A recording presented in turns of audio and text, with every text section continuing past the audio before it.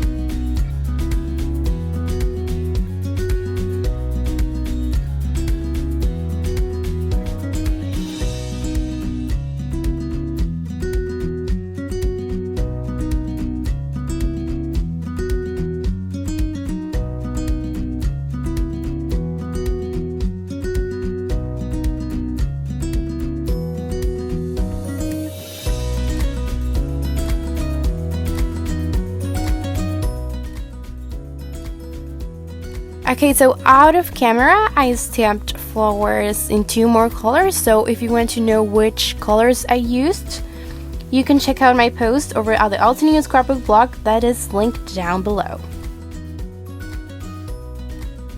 Once I finished with the stamping part, I cut out the images I stamped before with my manual die cutting machine using the coordinating dies and played around with the flowers until I decided where to actually place them. In addition to that, I used the square weave pattern stencil and ink through with light green ink on the background just to add some fun to the layout. To finish my page, I added some hearts from the Sweethearts adhesive wood veneers and also stamped the date of my photo using the roller stamp from the Altenew Reflection collection.